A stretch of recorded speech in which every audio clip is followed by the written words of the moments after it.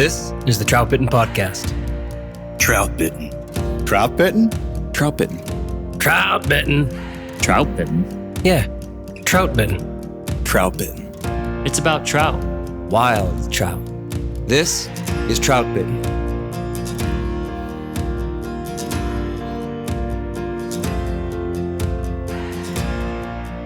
This is the Troutbitten podcast, and thanks for tuning in. My name is Dominic Swantowski. I'm the owner of Troutbitten and the author of troutbitten.com. All right, we are back now with part 5 in our dry fly platform skill series with emergers. We've covered upright hackles, parachutes, comparadons, and downwings last week. And the response to this series has been great. I think most listeners really get what we're trying to do here. They understand kind of the educational nature of these skill series versus the conversational form, let's say, where we have the full crew, which will be back next season. But these skill series episodes are different. There's intention here, right? Our aim is to leave you with a solid, I won't say complete, understanding of, in this case, emergers. So specifically on emergers, we'll cover what they are, how and why to use them, differences in styles within this platform, and an overview of how we got to this point and what the future might hold. Because the emerger is a relatively new concept, at least in terms of popularity and understanding of the form. The emerger kind of came on the scene in the 80s, and that's relatively new, the way I see it, right? The foundations of the form were certainly laid in the decade prior, but once the emerger platform really caught on, I'd say it's almost replaced many of the traditional, more high-riding patterns as the average fly that's in the average angler's box.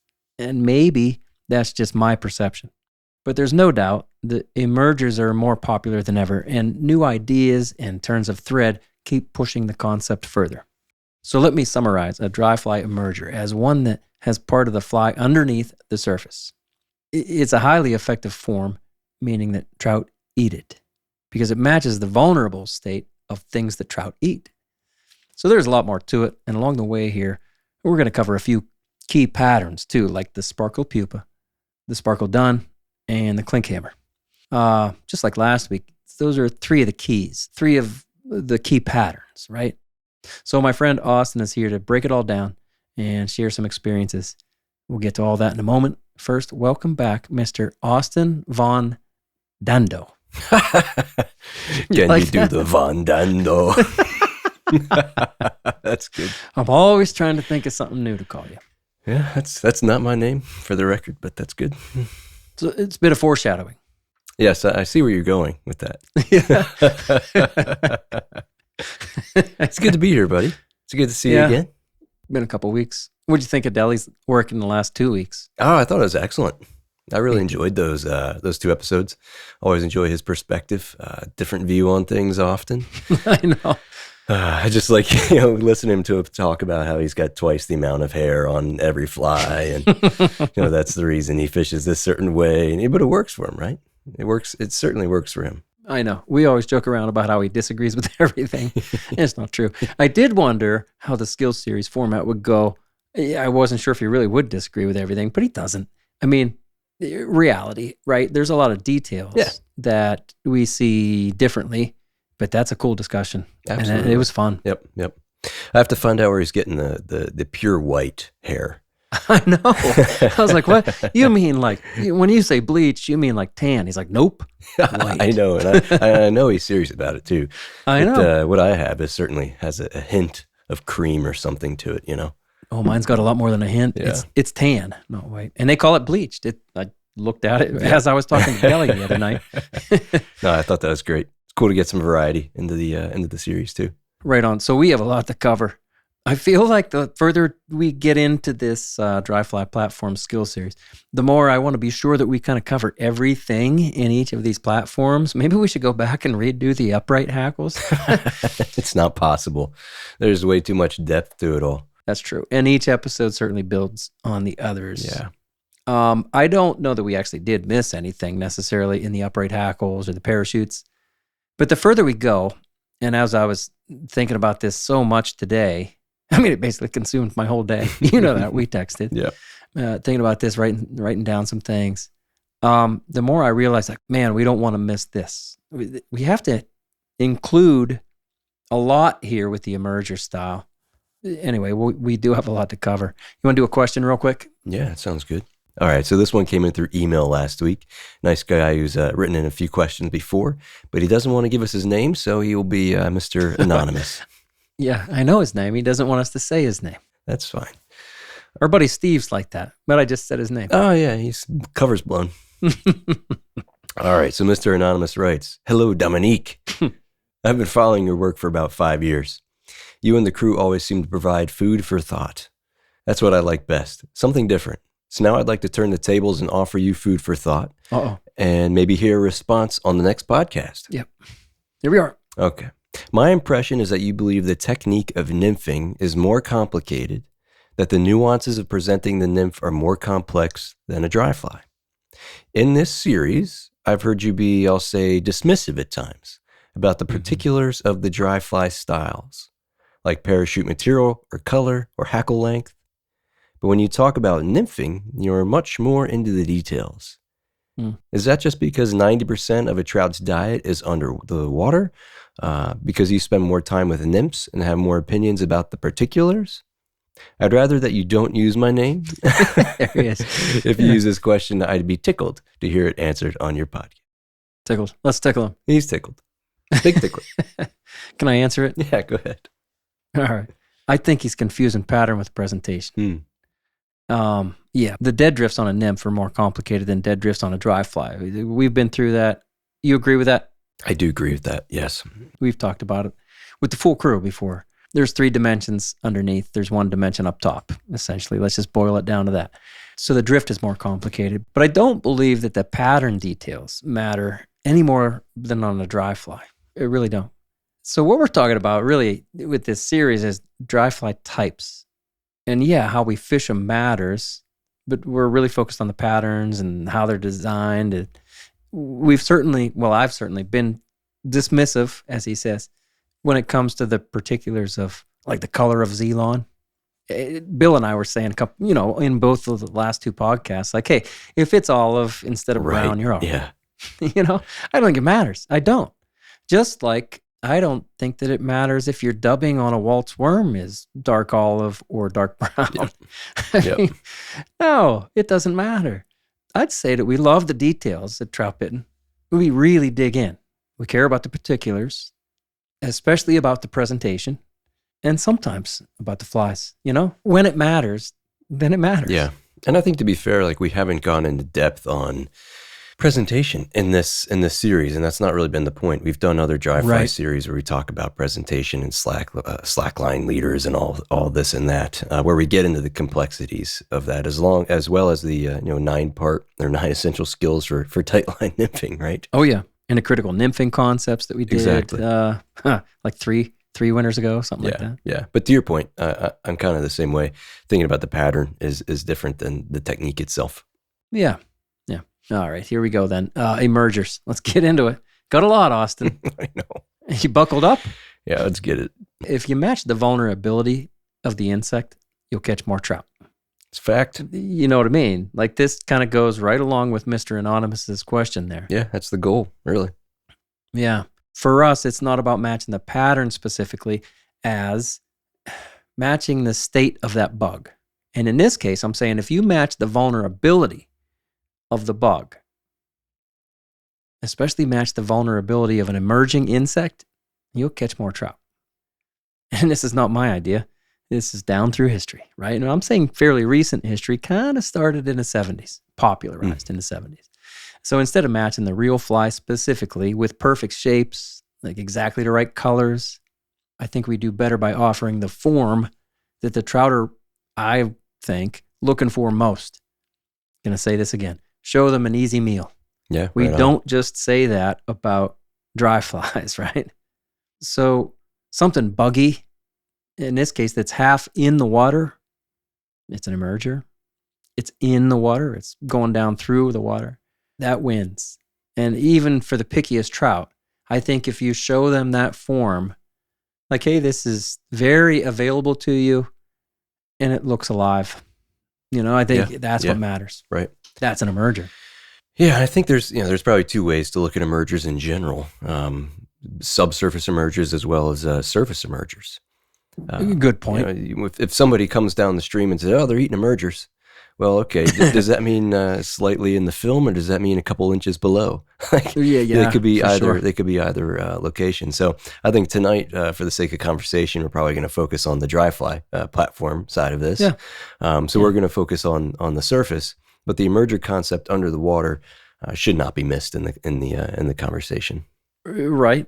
Well, you're talking about there up, whether it's on top or underneath in some fashion or the other. It could be pretty low underneath, but still emerging. It could be mid-column. It could be 1 inch under the water. Right. Those underwater emergers, those subsurface emergers are emergers. And many people will say, I was fishing an emerger. Well, Yeah. like you said, we did a podcast on that. I went back and looked it up. Season 11, episode 4, we called it. Do you remember? It was a Seinfeld reference. Yeah. It was like in Seinfeld. The title is in Seinfeld What's the form. deal with emergers? That's right. Love it. That's good. Yeah, that's what we called it. What's the deal with emergers? I would probably title every podcast with like a Seinfeld reference. But it'd probably get old. Yeah, May 2024. And the full crew, we talked about, emergers. But we really did separate, like you're saying, underwater or subsurface emergers versus surface. Basically, nymphs / web flies versus dry flies. So it's really more of a position thing. That's what we're talking about there. Like a position in the water. What part of the water column are we fishing this emerger? Right. I would argue that the emergers are probably never right on the bottom. They're fished somewhere higher. Yeah. Above the strike zone and then mid-column. And I fished a lot of wet flies, let's say unweighted wet flies, in a dry dropper rig. Did probably end up, 1 inch below, 2 inches below, 3 maybe at the most at the end of the drift after they've sunk real slow, right? Like that's a deadly tactic. That's not a dry fly emerger. That's a subsurface emerger. Yeah. But both are emergers. So what's the deal, man? What's the deal with emergers? I like that you call out that it's a position thing. It's a process that bug is going through. It's not necessarily a life cycle stage, but they're on their way from a nymph phase to an adult phase, and it just so happens that during that transition to the surface, they shed their shuck and they go through this process of becoming an adult fly. And that's what we're talking about as a merger. So as that nymph is beginning to hatch and move towards the surface, again, they could be at varying depths, probably not right on the bottom. Maybe they get their start there, but they take off. You probably catch them on nymphs on the bottom, even if they are starting to emerge. But where we run into them, especially in like springtime or during hatches or right before a hatch, we'll catch them, maybe you're nymphing before the hatch and you start to catch them all on the tag. And you start to drift a little higher and, you catch you more on the tag or, I'm catching them on the swing, whatever it might be. All indicators that those bugs are starting to transition. Yeah. Emerger position. More than emerger pattern necessarily. Right. Yeah. So now that we're really diving into the emergers, I'm going to say like things are really starting to get messy. There's a ton of crossover here in these dry fly platforms. We decided to call them platforms because that's how we look at them. But it is getting messy. With this style of emerger, it cannot be neatly defined because many of these emergers also fall into the other platforms. Like a sparkle dun, for example, is a comparadun, but it's also considered an emerger. CDC and elk. Yep.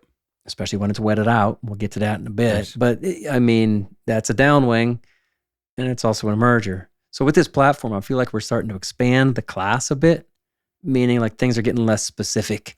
You can't easily group them as much like we did with upright hackles. Hey man, if it's got upright hackle where the hackle is vertical or let's say, perpendicular to the hook shank, then you got yourself an upright hackle. Yeah. If you got a parachute post and hackle horizontally around it, then you have a parachute style. The comparadun has its own thing and downwings. We went through them. Yeah. Those are pretty specific. And those platforms are kind of narrow. But it's very much about the wing style. You know what I mean? Mm-hmm. Yeah, and I think it does really tie back into position because this is a positioning thing. We're talking about slightly on the surface, slightly under the surface. there's many different ways to Yeah. achieve that through various materials, and even you could achieve it with a nymph, or a nymph pattern. So Interesting.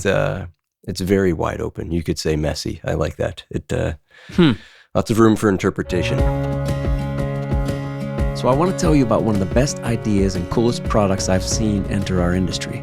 Cling Fishing Products makes MagGrab magnetic fly patches to level up your organizational game on the water.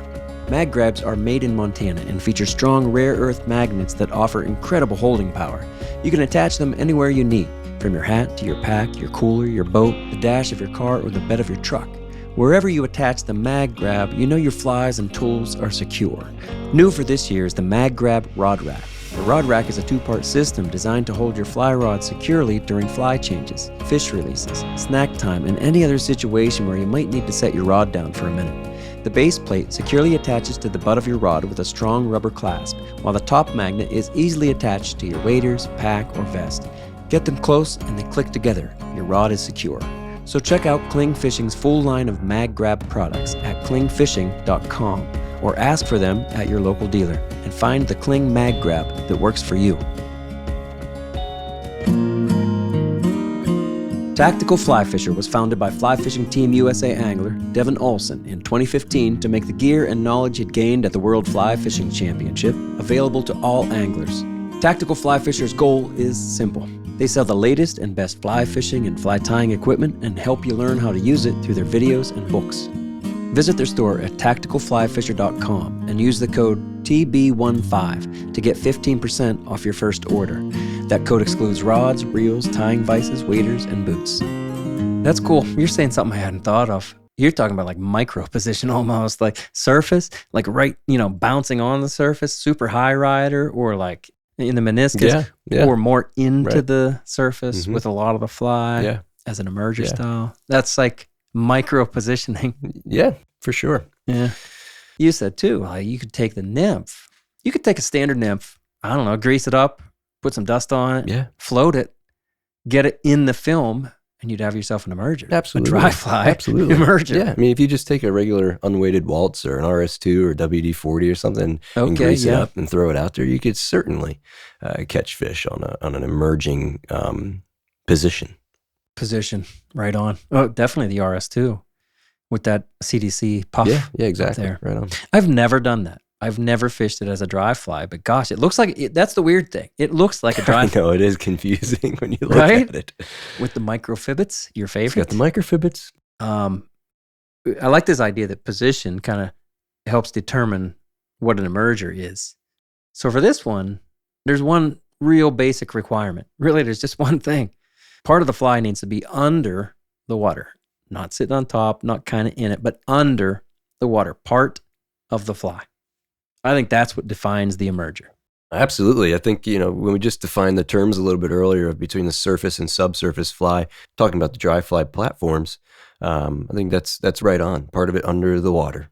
It's like piercing through the surface. Yeah. It could be hackle. It could be the body.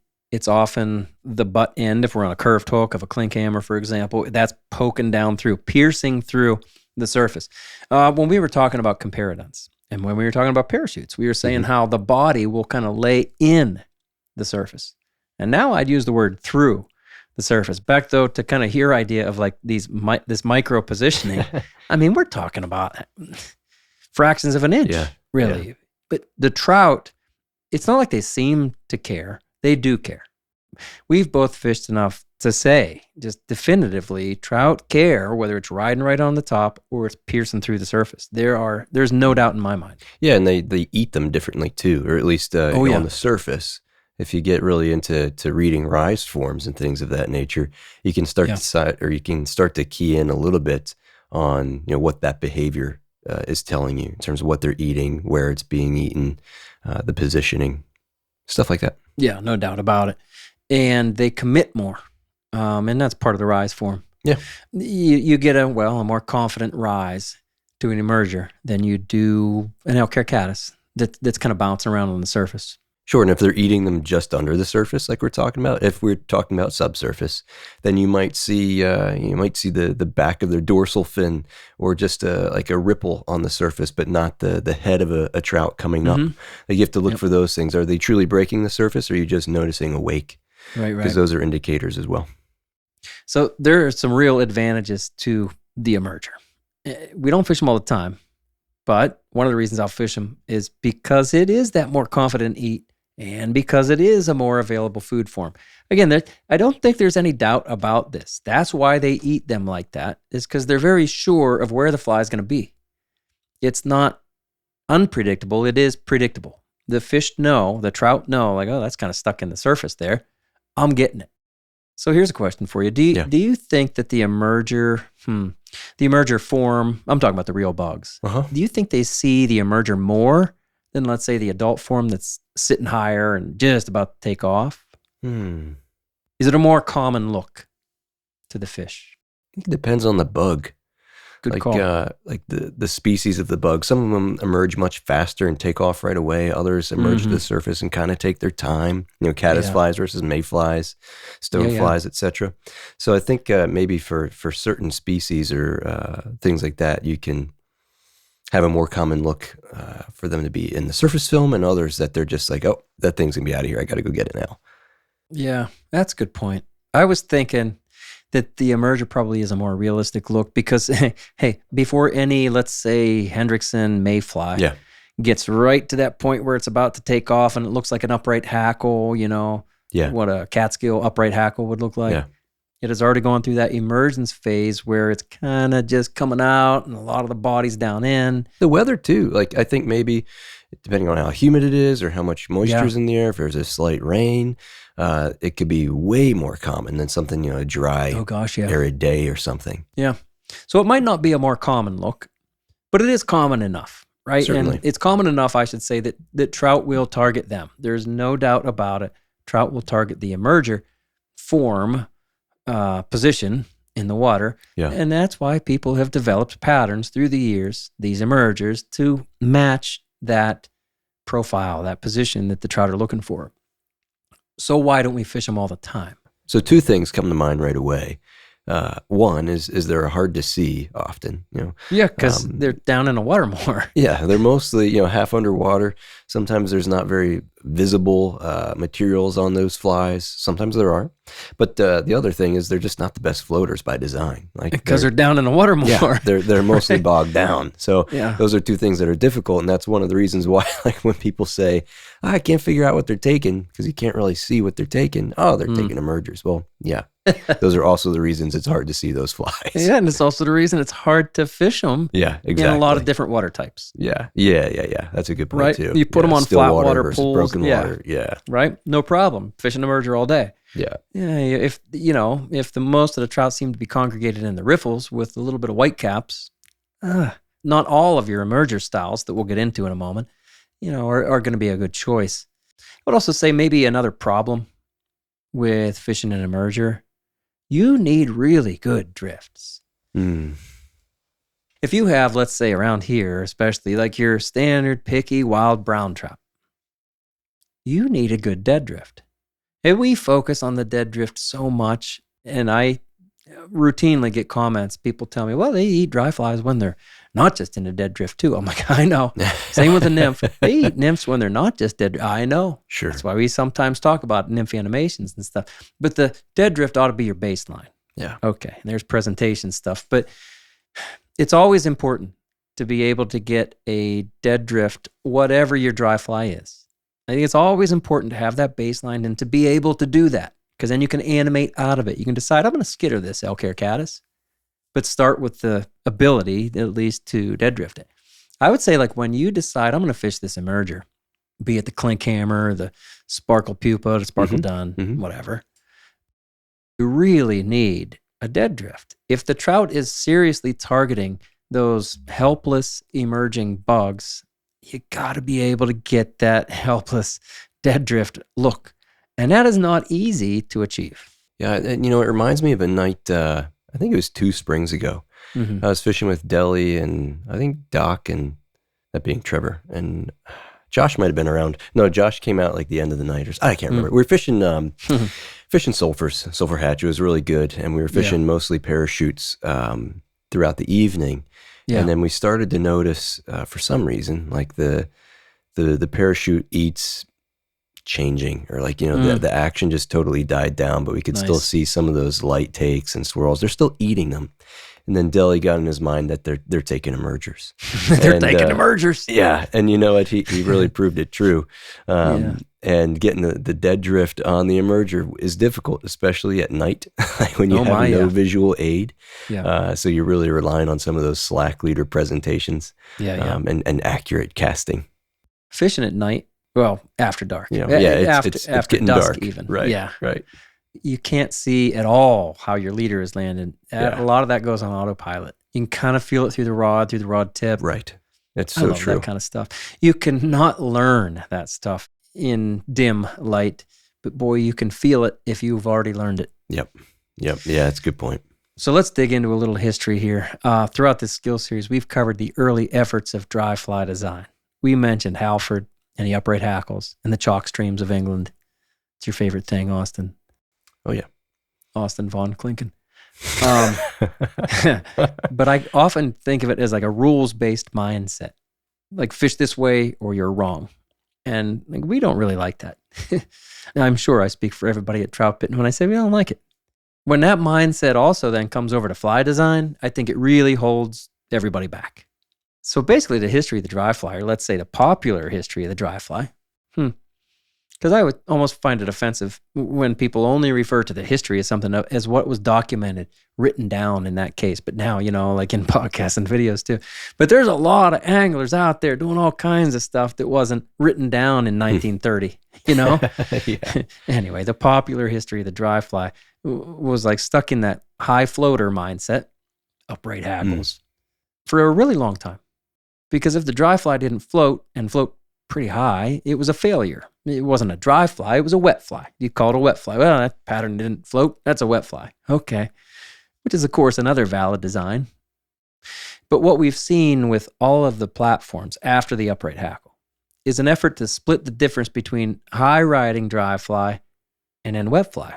Truly high, up on the surface, and truly underneath. There's a lot of room, like you're talking about, Austin, the micro positioning there at the surface. There's a lot to be done there. There's a lot of variation there available. And so we can get into the surface more than be right on top of it. The parachute body, the comparadun body, the bodies of many downwings like an X-Caddis and a CDC and elk, like we talked about last week, are in the surface. And all these changes really gained popularity in the 1970s and beyond. And honestly, the more I go back and realize how recent that is, I was born in 75. So to me, that's pretty recent. That's not that long for things to have really changed so much, let's say. It's a lot of change in a short amount of time for people to understand so much more about how a trout responds to it, just to a dry fly. So early 1900s, Skews and some other writers and fishermen were talking about nymphs just under the surface, like an inch under, like we were saying earlier. Yeah, right. There's your position. It's just a nymph, but we could fish it higher in the column. Yep. So it's not like the idea wasn't there, but the real dry fly emerger concept arguably started in the 70s and then really caught on in the 80s with, I think it's fair to say, these three patterns. In the 80s, Sparkle Pupa, Gary LaFontaine. I went through that book a lot today. Sparkle Dunn, Craig Matthews. Yeah. Had him on with the in-deep interview back in November. Yeah, that was great. Of last season. That was cool. Really cool to talk to him. And then the Klinkhammer with Hans von Klinken, right? Austin? That's a heck of a name. Dando? When you hear that name, you think that's 1700s. Yeah, I know. Not 1980s. Right? And then you go, shit, that was just in the 70s or just in the 80s. We could go meet him. I know. Maybe. Vaughn. It does make you sound a lot more classy if you put Vaughn in the middle. For sure. Go ahead, do it with mine. I want to hear it. Von Dominic? It doesn't really work. Doesn't sound as good. Right? Dominic Vaughn Swan. It doesn't work. Yours does. Von Dendo. No, I think those are the three. Very iconic. Big place in history for that pattern, no doubt. So Troutbitten listeners already know the crew's favorite beer is Broken Heel's Hazy IPA from New Trail Brewing Company. But our friends at New Trail are hard at work developing our next favorites. Each one is like a different fly pattern because some fit your current situation better than others. Like this one they call 24/7 because it's the beer we could drink 365, crafted to go anywhere, anytime.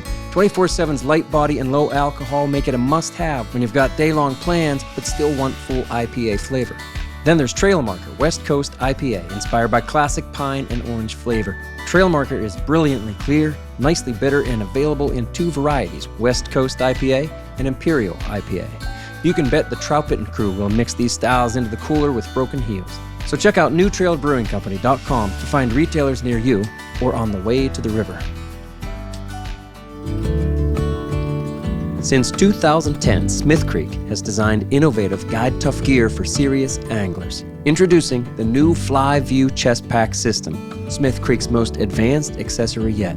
Built from marine-grade aluminum and lightweight PE foam, the Fly View is rugged, modular, and made to keep up with you on the water. Fly View's lid features a built-in 3x Fresnel magnifier, giving you a clearer view when you're tying on fine tippet, especially if your eyesight isn't quite what it used to be. With 5 swappable tray styles and an external lid patch with a magnetic fly holder, the Fly View chest pack can comfortably hold well over 100 flies, all in easy reach. Spend less time tying and more time casting with Fly View. Visit them online at smithcreek.co for more information. So let's dig into Gary LaFontaine's patterns. Again, I said I went back and really looked at the book a lot. It's like an encyclopedia of caddisflies. That book's incredible. You have it too? Yeah. Well, I'm not sure I do have it. I've given out so many books and they don't come back, and that's fine. I do need to get it. I've spent time with it, but I don't think I own it. Spent time. Yeah. It was a big influence on me, right? Sure. I mean, and it's really the first book I read that got that detailed and that I could read through because I was that interested. Mm-hmm. You know what I'm saying? That can't be your first fly fishing book. Yeah. Gary LaFontaine called Caddisflies. Deep Sparkle Pupa Yep. is the nymph. And I fished it. And the Emergent Sparkle Pupa is the dry. It's emerging and it's on the surface. It has deer hair on the top, right? And then it's got a head that'll float. It's like a elk hair caddis kind of top, let's say. That's the Sparkle Pupa. And like I said, that Caddisflies book had a big influence on me. I remember Phil Sheeta and I were Nice. fishing Emergent Sparkle Pupas on Beanbag Creek up north of here. Shout out the to one Billy. north of here, yes. Old Beanbag. Yeah. We camped and fished, and we used a lot of green Sparkle Pupas. I will say they've kind of come out of my box. I feel like I have better options. Not necessarily better for everybody, better for me. Many people already know this, but LaFontaine's the one who brought Antron to the scene. Mm. And that theoretically looks like the air Yeah. bubble Yeah. of a caddis. That Sparkle Pupa is under the surface, all of it, the whole damn fly is under the surface except for that elk hair that's holding it up, like into the surface, basically. So you got yourself an emerger. There's a lot of stuff that's, again, poking down through the surface. Yep. You fish those much? You ever tied them and fished them? Yeah, I have. I think maybe similar to you. I used to fish them maybe more in the past. You're kind of getting me inspired, though. I know. I think I might have to bring him back out this spring. I know. You still have them? I doubt if I still really have any. I have to tie some new ones up. It's been a little while. Aiden's friend, also named Aiden, call him AC. He's getting into fly fishing, and I gave him a couple flies. And through the years, I have kept so many, I will say, discarded flies in pickle jars, in Tupperware, in Ziploc bags. Yeah. Do you have this too?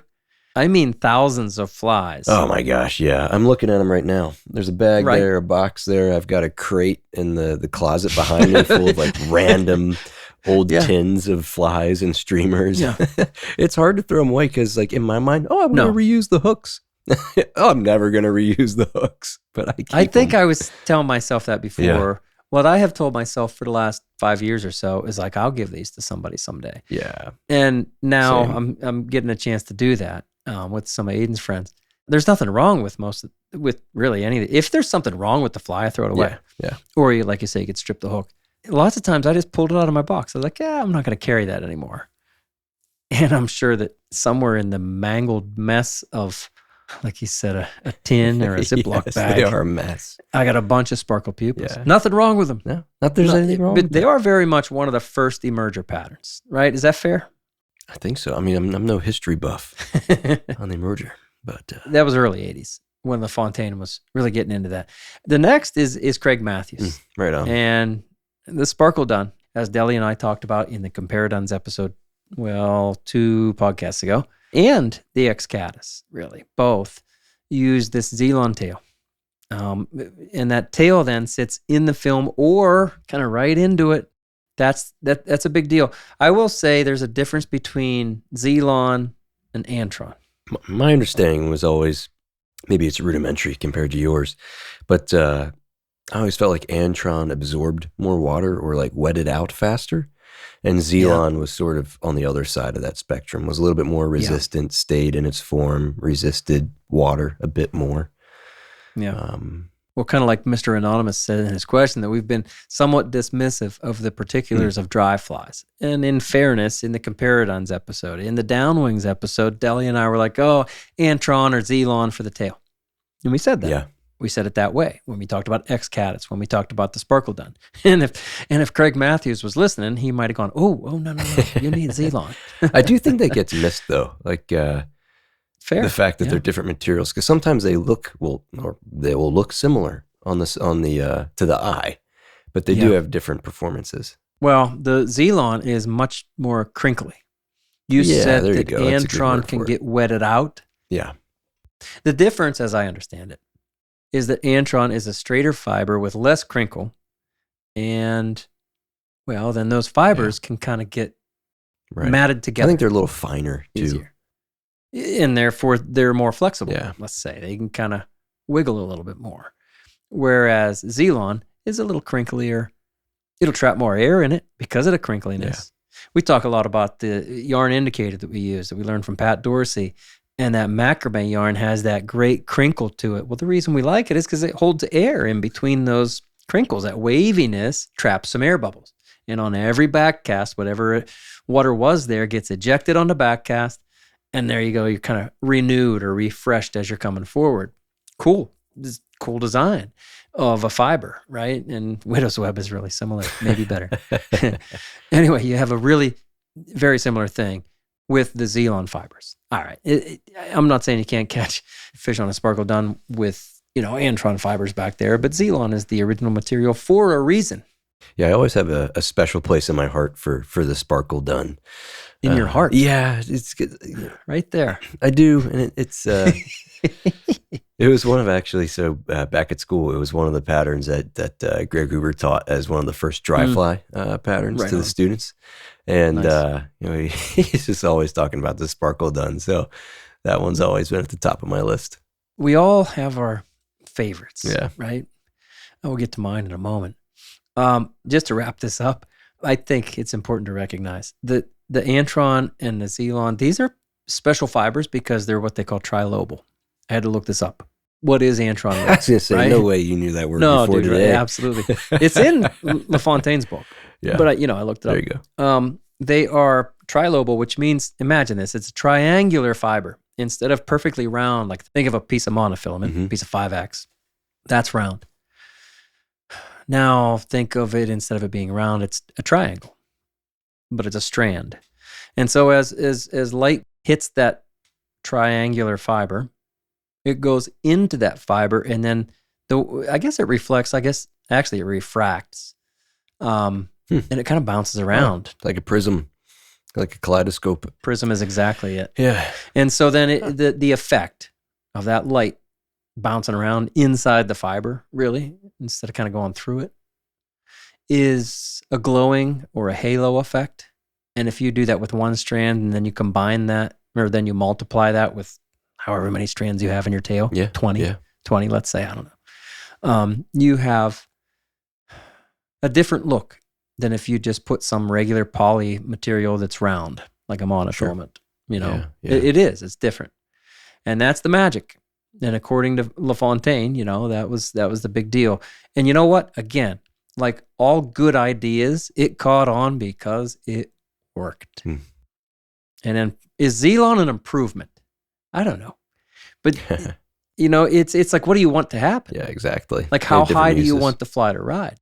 No, exactly. It's not necessarily one is better than the other, but what do you want out of the fly? Like, do you want the antron to ride a little bit lower? Do you want those micro movements? Do you want the antron to help the fly sit a little deeper or sit a little bit further into that surface?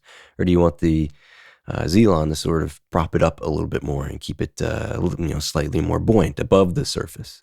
It's not necessarily one's better. Yeah.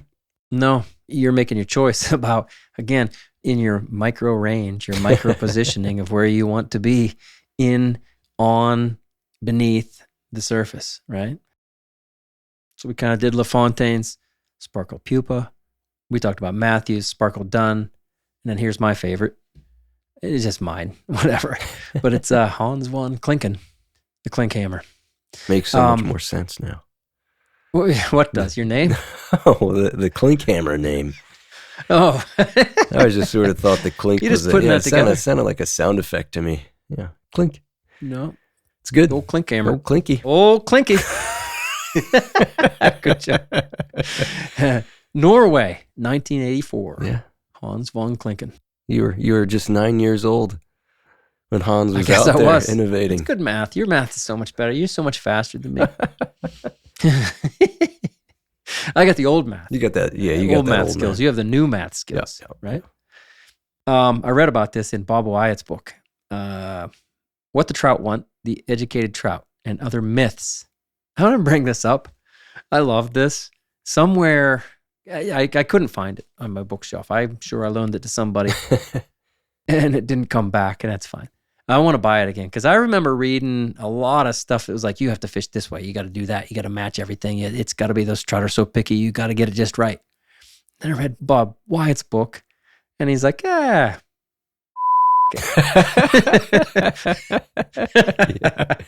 I mean it. That's kind of his mindset. He was the one who's saying like, nah, that it doesn't need to be that way. His argument was kind of like what I was saying in the intro. Like, if you match the vulnerability stage of the bug and make it buggy, you got it. That's what they're looking for. He was saying they don't care about the color, about exactly the shape. Nah, this sounds good. I actually don't know this book. I'll have to seek this out. Bob Wyatt, The Educated Trout and Other Myths. What Trout Want? That's great. It's like, it reminds me of a song. Which song? It's like, what is it? Bob Dylan song? No, it's like what do girls want, you know? Yeah. Oh, no, I feel like it's a play on that a bit. Like, what a trout want. Oh, no. That's like the Backstreet Boys or something, bud. That could be. I don't know pop. That's embarrassing. Well. And so it's come to this. Yeah, it really has. This is what I have for you. Anyway, I'm telling you, I learned about the Klink Hammer really through Bob Wyatt's book, because Bob Wyatt had a spinoff, like kind of a comparadon version of the Klink Hammer. The Klink Hammer, we should say, is on a curved hook. That's important. It's just a dubbed body that then sits below the water, has no tail, and then there's a parachute post that's a little thicker than usual, traditionally. And then, your horizontal hackle of a parachute. So that curved hook is just the absolute difference maker, because now you have part, or maybe most of, the body sitting below the surface, protruding through the surface, gone down through. And it's simple. I've always loved parachutes. You and I talked through that. That's true. Yeah, you do. And then you take the tail off and you put it on a curved hook there, you got yourself a Klink Hammer. Yeah. And then I read Bob Wyatt's book, that introduced me to the whole thing. And Bob Wyatt basically replaced the parachute post and the hackle with simply a comparadon style wing, tilted a little more forward. Right. Then the flies on a curved hook. And there you have the Wyatt's deer hair emerger. I used that for quite a while. I cannot say it's still in my box. It probably should be. I kind of miss it now that I was, going back and revisiting all this. Why it's cool though. Couple books. I think he has a couple books. I read the one. Yeah, I like the should sound read of the that. other one. I like the sound of that. Right? He's kind of our style. He's like, screw the other exactly. stuff. It sounds like a bit of a Kelly would contrarian. love him. To the yeah, he's a contrarian. Exactly. so many authors need to make strong statements in order to be different, but to kind of say like, yeah, I hear all that, guys, but here's what really I think happens. and to make different statements and then be right about it, which he is. Well, that doesn't mean you're right. I think he's right to make the statements, but he certainly may be. Yeah, I think he is. I think he is. You use a cling camera a lot or no? Yeah, I do. So. I'd say I use it more since fishing with you, I guess. You sort of turned me on to that more often because I was often tying like, just kind of like you said, parachute style flies that were, olives and things like that. And then just being able to sort of tilt the hook up in my vise a bit, put a curved shank hook in there, almost like a caddis style hook. Yeah. And then having more of an upright post coming off of that and have the ability to float the body below the surface and sort of use the hackles as a balloon, essentially to hold that body in place. It's been a really easy transition to use that fly. Yeah, for a long time I was like, okay, they're feeding on top. What size cling camera do I need? Yeah. Also, you get the visibility in that one. We're talking about right on. Good. You get more visibility in a cling camera style and fly flotation. Than you do. Yeah, flotation too, for sure. Which isn't often sometimes the case with these other styles with a lot of patterns. Yeah. With a lot of emergers. It is my favorite and most used, I should say. And you know what? I don't carry it in a bunch of colors. I guess I have kind of a sulfur or let's say a lighter colored one. And my other one's just olive. Yeah. I also, you could use dry fly dubbing, but the idea that I kind of kept from Bob Wyatt was to just use hare's ear. Hare's ear dubbing, which absorbs water. Helps that curved part of the hook, the lower end of the body, go under the water because it's a material that is absorbing the water. Exactly. I feel like you put a rib in yours of some sort. I do. Is that right? I used to use, because Bob Wyatt was a extra small copper wire. Yeah. Which would theoretically help it get down even more into the surface. These days I just either use the thread itself for a rib or like 6X mono. Monofilament. Sure. Yeah. Either one I think is fine. Or don't rib it at all. But I do like how the ribbing, especially with something like hare's ear, which can be almost too buggy, it kind of helps pull things down into place a little bit. And you got the durability too. And when you're catching 80 fish on one fly, Austin. That's what I'm looking for is durability. Now, I thought you also had some sort of like UV dub or ice dub going on towards the top. No? Well, all we've talked about is the abdomen. I guess the thorax is traditionally like peacock herl. Yeah. Man, I just do a bunch of stuff. You're right. Occasionally I'll do something flashy there. Peacock herl's fine. Yeah, I think peacock herl is not durable. It's a durable stem, but the fibers, let's say it's hard to find really high quality peacock herl that's the right size and does the job right there. Yeah. I usually use dubbing. Yeah, I feel the same way. Even when I do use peacock herl, I usually almost reinforce it with 1 or 2 thread wraps through the herl. That's a good idea. Because it'll come unraveled on me. It can. It can be pretty delicate. So we've talked about LaFontaine Sparkle Pupa. We've talked about Matthews Sparkle Dun, and now the cling camera. Okay, and I would argue that those are your seminal patterns. And then let's talk about a couple more. So I've been wearing Tajima polarized lenses for over a year now, and I can tell you they've changed my vision and my comfort level on the water. First, I chose a progressive prescription and I haven't looked back. Previously, I was carrying readers on the stream, but by putting my prescription in the glasses, I put my Tajima lenses on at the beginning of the day, and I never take them off. Second, my go-to lens choice is Tajima's Yellow-Green 40 Silver Mirror, because with their high light transmission, they're perfect for the cloudy low-light days that we all love so much. On brighter days, I choose Tajima's Brown 15 Green Mirror because they block more light and eliminate eye strain when the sun is strong. Prescription or not, Tajima takes any of your existing frames and puts the finest polarized lens technology into them for a fraction of the cost of a new pair, with purpose-built lens tints and colors designed for fly fishing and matched for your conditions. Tajima's service is also second to none. My Tajima lenses aren't an accessory. They're a key piece of daily gear. Send in your own frames today. Visit tajima-direct.com. That's Tajima trout-direct.com. Upgrade your lenses and see what you've been missing. To tie the best flies, you need the best materials. And at Fulling Mill, they're on a mission to make sure you get exactly that. After 2 big releases of fly tying materials, Fulling Mill is back with another expansion of their industry-leading range.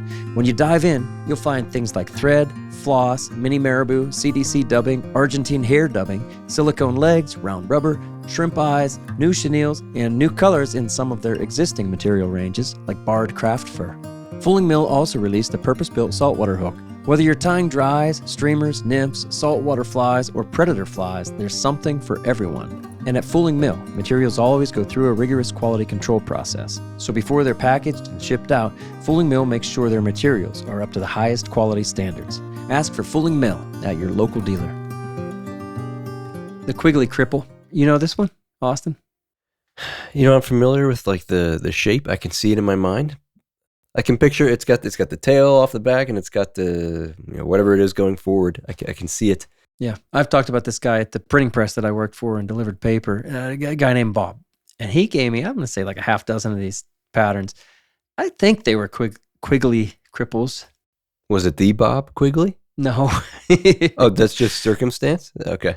Anyway, it's a half and half design. The front half's in, the lower half's below, so it is on a curved hook. This is again in the mid-'80s, Bob Quigley. Very well-known fly. And that's why I think we should cover it. That it has deer hair that's leaning forward, and then it has hackle that's behind that deer hair. So it's kind of got everything in one fly. Originally, that tail was marabou, which, of course, on a curved hook, this is going to be under the water. And you kind of have that trailing shuck idea, just in a different orientation. I once again, just today, ran across Al Simpson's website, which I've followed off and on for, I don't know, like a decade. I think he's been doing it for a little bit longer than that. Cool fisherman, cool ideas. Anyway, he did a test, and I ran across it today, where he was taking the Quigley Cripple and tying them with tails of like Zelon, and then without tails. And he was showing that the ones with tails didn't really want to sink until the 4th or 5th time that he would plop them down in the water. He was using he was throwing them in a fish bowl or something like that. Yeah. Doing these tests at home. Right. And he was saying basically once it got wetted out, then that tail would submerge. He was showing that if you tied it without a tail, then it would kind of get that emerger curved hook orientation down in the water immediately. That was kind of his conclusion, was that it's more reliable, let's say, to tie it without the tail. But then you don't get that trailing shuck look. You can't have everything, Austin. Yeah, where would you put it? Quit wishing. One more I think we should tackle is the hackle stacker and the paraloop style. Fairly interchangeable names. This is one I want to tie. I maybe have tied 20 flies like this. Imagine a parachute post, but instead of taking, yarn for a parachute post, you just take a strand of monofilament. Or I saw Cheech from Fly Fish Food used Spanflex. So you take something like that, and that becomes your post, let's say, to wrap hackle around, or I've seen people wrap CDC around it. I did the hackle. So they call it a hackle stacker. And that's a really neat look. It's a really neat idea. I actually like the looks of the CDC even better. What you end up with is like a canopy over top of the fly. Anyway, you tie it around there, and then you double it over and tie it in. Right. That's interesting. I haven't seen it done with CDC. I'm familiar with the CDC is concept cool. with regular hackle, but I'd like to go. Yeah, I'm going to go check out the CDC variation. You get the canopy instead of the disc. Like a parachute hackle is like a disc around there. And it can be taller or shorter of a disc, but you end up with like this dome canopy. Cool. That one takes some getting used to. Of tying it, you mean? Yeah, just the technique. Oh, I think anybody could do it pretty quickly if you did it a couple times. It's like any other tying technique. Really cool look. And so those have been around for a while. I'm not going to say that's like on the cutting edge, but those are definitely going to fall in your emerger category. So we should probably make the distinction between emergers and cripples. Okay. And really what that means, I think, because many flies are probably both. Maybe the sparkle dun you could say is perhaps all three. But to the trout, they probably represent the same thing. And I think to the trout, They may take a cripple that they view as an emerger. They may view an emerger as a cripple. Yeah. Really, the difference is, the emerger is something that's actively headed to the surface, is actively shedding its shuck, and is emerging out of the water. The cripple is basically a failed emergence. Perhaps it's on its way, half of its body gets out, the wings are stuck behind, and it's struggling or failing right there in the surface And it's film. like never going to make it. Yeah, that's really really the difference, I guess. There's a lot of different styles of cripples. And isn't it Gallup that has Cripples and Emergers is the title of a book? Yeah, he does. Many people, I'm sure, make quite a distinction between the two. I don't know that I do, or you do, but it's there for you. I really don't. Yeah. I like what you said. I think they kind of, in my way of thinking, represent very close to the same thing. It's very available either way. That's a good point. Like the emerger is active; it's still trying to do it, and the crippled is, dying or dead. Yeah, not gonna make it. Right. Like all flies are gonna. All mayflies, all caddisflies, crane flies, midges, are those all the ones that emerge? I guess they're all trying to become emergers, and then some of them become cripples, the unfortunate ones. We should point out, too, like the insects get stuck in the water in other ways, too. Not like they just couldn't get out of the shock. Wind will blow them into the water. Yeah. Bad casts. But I mean the real flies. The real flies, seriously. They'll get swamped by the currents as they're trying to emerge. Just like our fake flies do. Yeah. How much do you so let's say, for whatever reason, that fly gets swamped in the water or it doesn't emerge all the way. Yeah. We build movement into these flies. Eventually those cripples end up dying. How important do you think the movement of the cripple is to that fish versus a fish deciding to eat the cripple after it's dead, no longer moving? Do they make the distinction? No. That's a quick no for me. Then again, I don't fish the Delaware River. Yeah. You know what I mean? Yeah. On a Henry's Fork, maybe they tell you the same thing. Like, oh, that matters. Right. That's not my history. That's not my experience. So that's a quick no from me. I don't think that level, I've said before, like my grandfather would always say, you're flying too low. That's flying too low. That's looking way too close at those details. We love the details. I don't think, my gosh, whether they're just kicking a little bit or none, man, I don't know. That's where CDC can do a nice job of imitating both. Let's say that. Yeah, and who's to say they don't look like they're still moving when they're getting swamped around in the currents? I don't know. Sure. Just a fun question. Yeah, their legs, their wings, whichever they have, or whatever they have, those can still be moved around by the currents, depending on what the currents are. There you go. You have to consider water type again. How much is it really moving? You think that the micro movement of a pheasant tail barbule is significant. So maybe Craig does. Maybe you do. Those stocked pheasants, you have belief. So maybe you should believe a little harder in this. Well,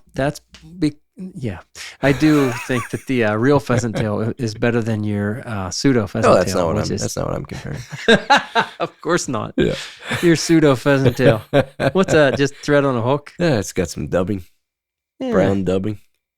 It's a brown nymph. Nothing compared to a real pheasant. What brown nymph do you fish? Right.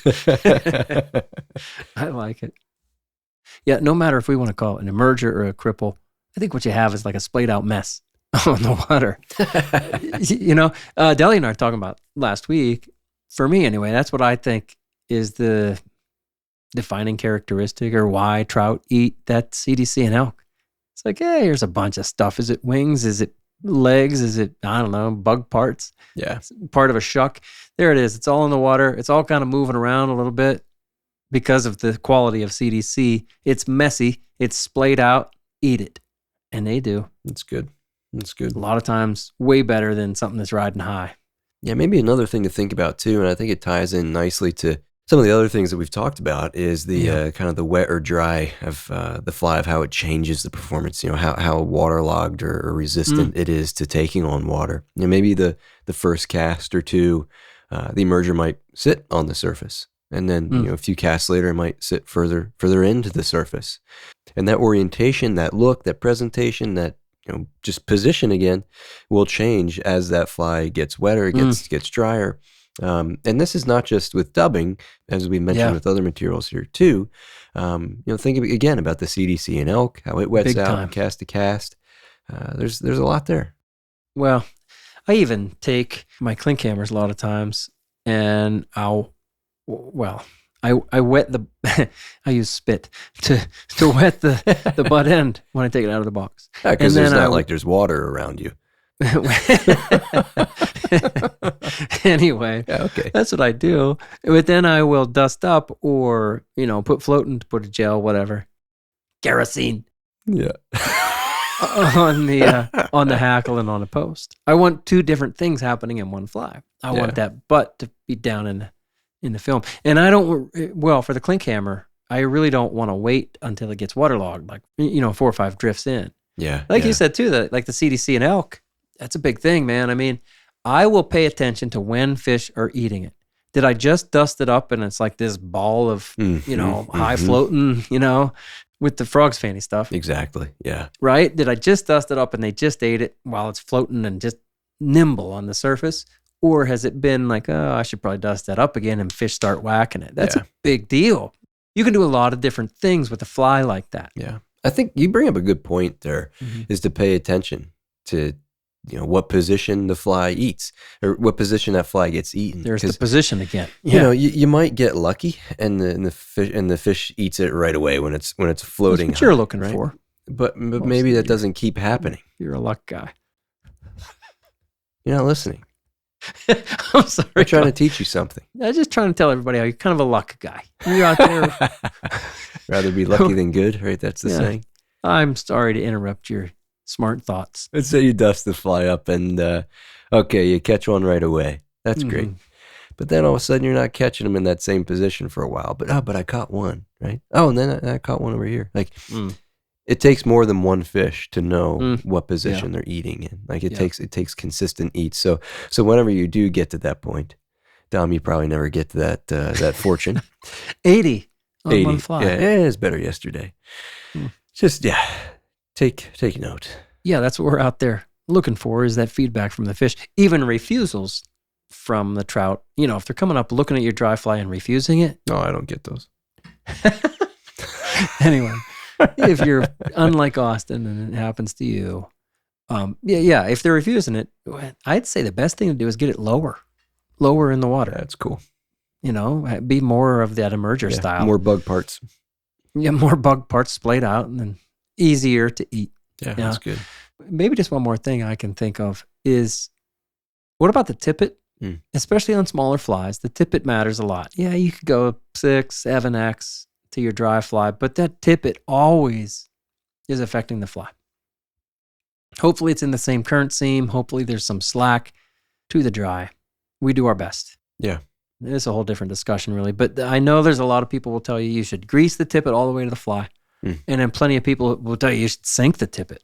Like the last foot of tippet. They'll use like Snake River mud. Or for emergers in general, or for dry? Well, okay, people will say it for any dry, but I think it matters even more if we're talking about emergers because of this position that we want them to be in. Yeah. It's a very specific place in the water film surface, the meniscus, that we want them to be in.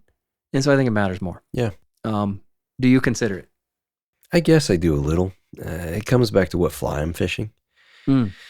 So if one's more buoyant and, I want to counteract some of that buoyancy, or maybe I don't, maybe I'll add grease, maybe I won't. Or if one takes on more water and I don't want it sinking 2 inches below, then maybe I'll grease it all the way to the fly. Depends on what that fly is meant to do and where they're eating. That's a good call too. I could say I've never taken like Snake River mud or real mud and tried to degrease the tippet so that it would sink as it got to the fly. Yeah, I don't do that. No. Well, what I do, almost as a general standard for me, is I will grease the tippet, the whole leader and the tippet, just a little bit. Like I take the extra Aquel, if that's what I'm using, the gel, and kind of take the extra after I'm done dressing the fly, first fly of the day, and I will grease the leader up to about a foot away from the dry. Yep. I like the leader riding higher so that I can mend it easier so it doesn't suck down into the film as much. Yeah. Big deal to me. Although, I'm sure there's plenty of listeners out there who are going to think about it the other way. They're going to say, yeah, that matters to me. It's just another thing to think about. Is there anything else that we should think about, Austin? Anything we missed that you want to add? Yeah, I think you've asked a question on a couple of the previous platforms around modifications to flies. Oh, yeah. And there have been times where, like, Yeah. let's say I'm fishing a dry fly hatch, and I find that they're eating emergers, but I don't happen to have set emerger with me that day. I found that there are ways to modify other platforms by sort of just mashing down hackles, There you go, sort of just right. beating the fly up, maybe not putting floating on it because it's got dry fly dubbing on the body, and trying to splay those parts out. So you could do that in different flies. Like you could do that with elk hair caddis if you had them. You could probably do it with certainly some upwing platforms. So if you find yourself in a scenario where they're eating just under the surface, or you don't have the right fly to match it, don't feel bad about beating up one of your own and trying to get it into that spot. That's a really cool point. Just make it sink. Yeah. Allow it to sink. Yeah. Stop caring if it sinks. That's a good time for a dry dropper. And I will say, if true. I'm going to do what we'd call light dry dropper in that case, then I'm not going to have that dropper 3 feet away from my dry. Yeah, exactly. That second fly is not going to be 3 feet. It's going to be more like 1 foot, or maybe less. Yeah. I want them to be in the same seam so that they drift at the same rate, whatever. They're affected by the same currents. That's a good point. And I expect that maybe just beat up secondary dry fly is only going to be an inch under the surface, but man, they will eat it. More traditionally, do like what I usually say is you run a wet fly back there. Yeah. It's kind of designed to be under the water. That's what Very it's cool point though. You could take so many dry flies, and if they're not floating, but a trout are still wanting to eat them, cool. Maybe throw them in a dry dropper rig. If you can somehow still see the eats, even though your fly's going under, then I guess you don't need your dry dropper rig. There's different ways to approach that. That's tactics, right? Yep. And when they're on them, like, that's really fun. Oh, something different. Yeah. Yep. That's what it's all about. All right. There it is. The emerger form puts part of the fly under the surface, and it sells the fly by matching the most vulnerable and available stage of the insect. And that makes all the difference. Hey, on March 28th, 2026, we're hosting a live podcast, and you are invited. Our conversation is about the harms of stocking hatchery trout over wild trout, and our special guest is James Selesky. The event is at New Trail Brewing Company in Williamsport, Pennsylvania, March 28th, starting with a happy hour hangout at 4:30, and the podcast recording happens at 6 o'clock. Part of the proceeds go to the Clearwater Conservancy, and event tickets are for sale on the Troutbitten website. With your ticket, your first beer is on the house, and we have a Stop Stocking Over Wild Trout sticker for you too. This podcast is an important conversation. It's going to be a lot of fun. We'd love to see you there, and we appreciate your support. All right, next week, my buddy Matt Grobe will join me for a look at the dry fly platform of hoppers and stone flies. Austin Von Dendo. Will you read us out? You like It's unexpected. He likes it. Okay. So remember, the Troutbitten Project is a free resource for all anglers. Troutbitten website hosts over 1,500 articles, Seems nice. videos, and podcasts with endless stories, commentaries, tactics, tips, and more. More. But wait, there's more. Call now. Find what you like through the top menu and through the search page. Navigate by way of the categories and the tags too. Be sure to find the Troutbitten YouTube channel, now featuring the Troutbitten Tips series, Fly Fishing the Mono Rig, and the Troutbitten Fly Box. All in collaboration with, you guessed it, Wiles Media. You'll also find the Fish and Film videos in the Riverside series and the new In Deep series, all in their own playlists on Troutbitten YouTube. Thank you for listening to the Troutbitten Podcast. Please give the show a 5-star rating on Apple Podcasts or Spotify and leave a comment, because that really helps. Until next time, friends, fish hard, enjoy the day, and find your life emerging on the water.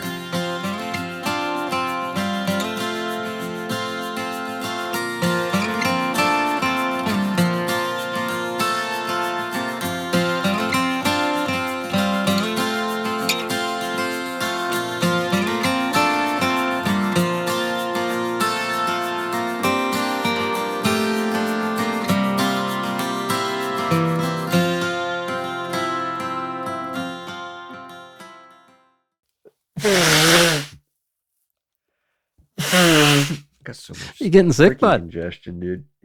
I'm getting over it. I'm going to put that on the Leave me outro. alone.